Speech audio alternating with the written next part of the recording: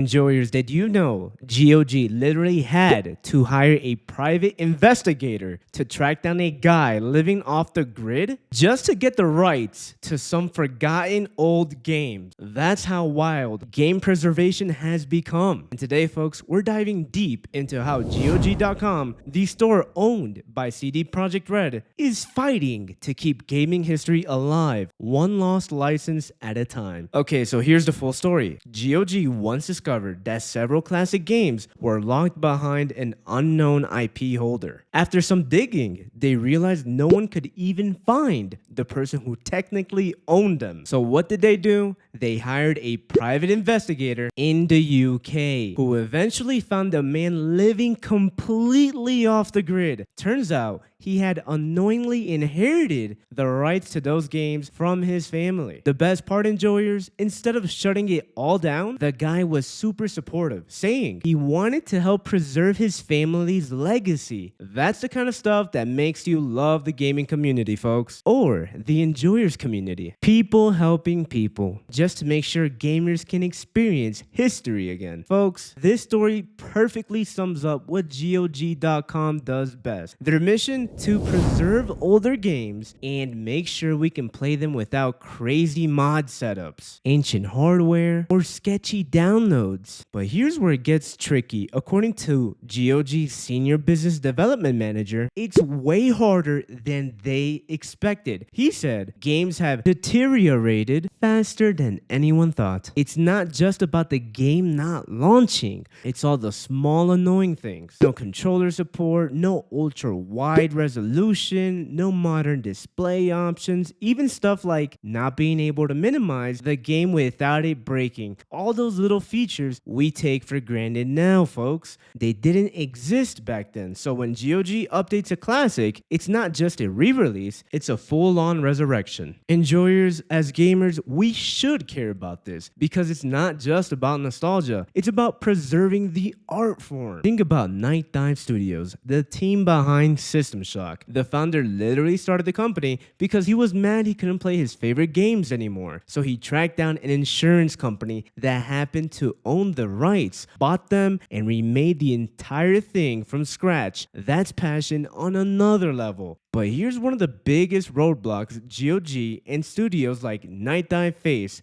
DRM, or digital rights management. It's meant to protect games from piracy. But years later, it ends up locking people out. Some older titles are basically unplayable today because of it. Like those old games for Windows Live, titles that won't even start anymore. Pazinski even suggested that big developers should remove DRM after a few years to make sure future generations can still play. And that's something, folks, I fully agree with. Preservation should always come before corporate control. The good news, enjoyers, GOG.com is still pushing forward. They've built a library of hundreds of DRM-free classics optimized for modern systems, and you can grab legendary titles like Baldur's Gate, Deus Ex, or Fallout 2 right now and play them without worrying about compatibility or logins. And this is what's good for the gaming industry, because keeping these worlds alive teaches us where gaming came from and why it became what it is today. Innovation might drive us forward, but preservation keeps us grounded. So enjoyers, what do you think? Should studios remove DRM after a few years and let preservation teams keep games alive? Or should they hold on to the rights forever? Drop your thoughts in the comments. Oh, and if you hit that subscribe button, you're officially part of the enjoyers community, where our mission is to make gaming a more positive and uplifting space for everyone. At the end of the day, folks, gaming brings us enjoyment. And as usual, this is Hurricane Games signing out.